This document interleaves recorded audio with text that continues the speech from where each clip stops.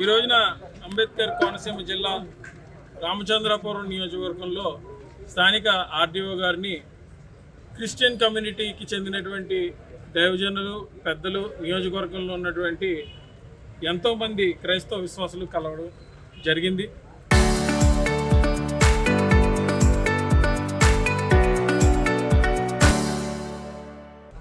ఆవిడికి ఏదైతే ఈ రోజున జరుగుతున్నటువంటి చర్యలన్నింటినీ కూడా వివరించడం జరిగింది. టీవీల్లో జరుగుతున్నటువంటి అన్నెసెసరీ డిస్కషన్, ఏదైతే క్రిస్టియన్ కమ్యూనిటీ ఎస్సీలుగా గుర్తింపబడుతున్నారో ఆ ఎస్సీలు తిరిగి క్రిస్టియానిటీని ఫాలో అయితే వాళ్ళకు ఉన్నటువంటి రిజర్వేషన్లు రద్దు చేసే ప్రక్రియకి డిబేట్కి ఏదైతే అన్ని ఛానల్స్లో వస్తుందో దాని నిమిత్తం ఈరోజు మేము ఆర్డీఓ గారిని కలిసి రిప్రజెంటేషన్ ఇవ్వడం జరిగింది. Under article 24 of the Indian constitution 24 నుంచి 28 వరకు రైట్ టు రిలీజియస్ ఫ్రీడమ్, అంటే భారతదేశంలో పుట్టిన ప్రతి ఒక్కరికి కూడా వాళ్ళ ఇష్టం వచ్చినటువంటి మతాన్ని వాళ్ళు స్వీకరించవచ్చు. మరి అటువంటి గొప్ప భారతదేశంలో అందరం కలిసిమెలిసి ఉన్నటువంటి భారతదేశంలో ఆర్ఎస్ఎస్ బీజేపీ వాళ్ళు ఏ విధంగానైతే కోర్టుల్ని అడ్డం పెట్టుకుని మత స్వేచ్ఛని రానివ్వకుండా రిజర్వేషన్లు అనుభవిస్తున్న వాళ్ళు ఓన్లీ హిందూయిజంలోనే ఉండాలి, ఎట్టి పరిస్థితుల్లో క్రిస్టియానిటీలోకి వెళ్ళడానికి వీల్లేదు. క్రిస్టియానిటీ అనేది భారతదేశానికి చెందినటువంటి రిలీజియన్ కాదు, ఎందుకంటే India is a democratic country. ఇక్కడ అన్ని మతాలు అన్ని కులాలు అన్నదమ్ముల్లా కలిసి ఉంటాయి. నిజానికి ఈరోజు యూట్యూబ్ కానీ మనం ఓపెన్ చేసినట్టయితే అసలు అత్యంత ఎక్కువ క్రిస్టియన్ పాటలకి హైయెస్ట్ వ్యూస్ ఉన్నటువంటి సింగర్ ఎవరున్నారంటే బ్రాహ్మడు ఎస్పి బాలసుబ్రహ్మణ్యం గారు. అలాగా క్రిస్టియన్ కమ్యూనిటీ హిందూ కమ్యూనిటీకి ఎంతో నోబెల్ కాజెస్లో వెనకాతలు ఉంటే హిందూ కమ్యూనిటీ కూడా క్రిస్టియన్స్కి అంతే వెనకాల ఉన్నాడు.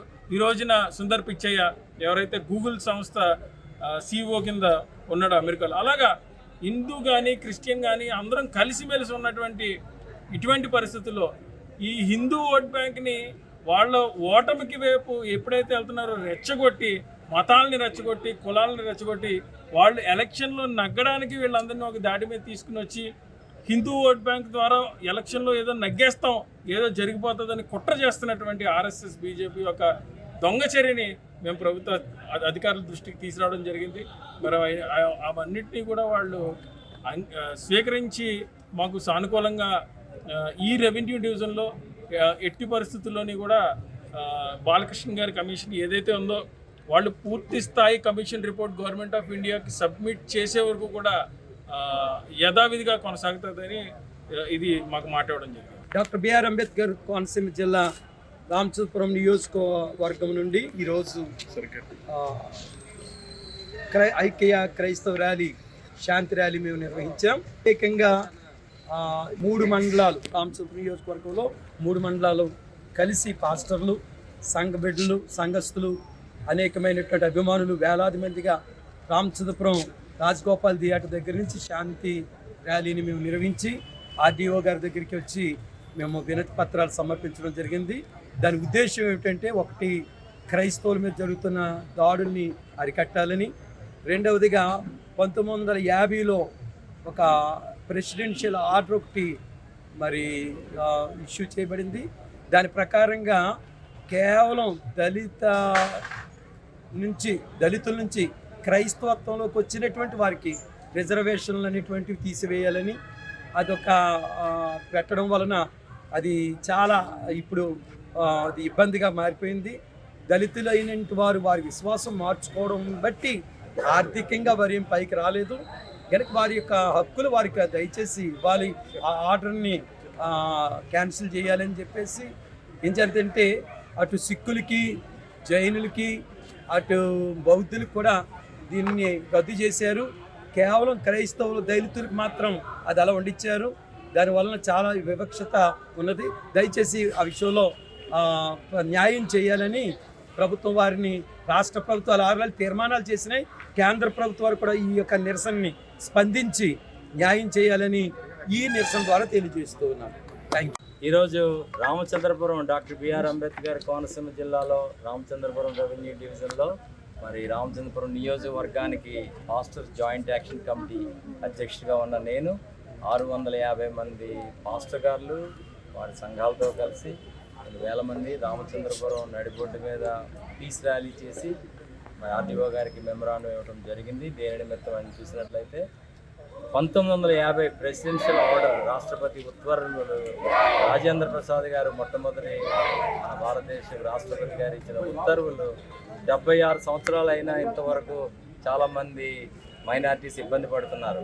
1956లో సిక్కులు జైన్లు రోడ్డు మీదకి వచ్చి వాళ్ళు బల ప్రదర్శన చేసి జన సమీకరణతో వచ్చినప్పుడు మరి సవరణ జరిగింది. వాళ్ళకి ఏంటంటే జైను మతంలో ఉంటూ దళితులుగానే ఆ అర్హతలు పొంది అట్రాసిటీ హక్కులన్నీ కలిగి ఉన్నారు.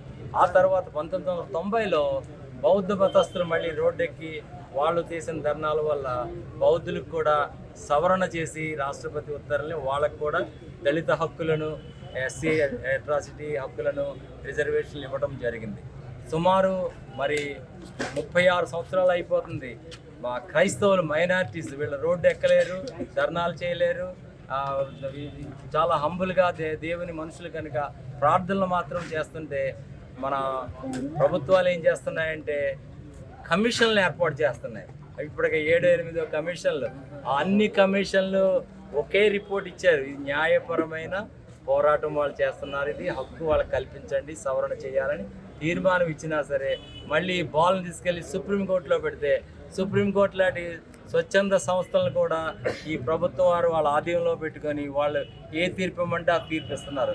సుప్రీంకోర్టు కూడా వాటికి ఫేవర్గా వాళ్ళు ఈ మత ఛాందస్తవాదులు బ్యాక్గ్రౌండ్ ఉండి చేస్తున్న ప్రభుత్వము అంటే ఒక విధంగా అనకూడదు. కూటమి ప్రభుత్వము బాధ్యత తీసుకోవాలి రాష్ట్రంలోని, మరి కేంద్రంలో ప్రత్యేకంగా ఎన్డీఏ ప్రభుత్వం బాధ్యత తీసుకొని మరి దీన్ని సవరణ చేయాలి లేదా రద్దన్నా చేయాలి మా డిమాండ్.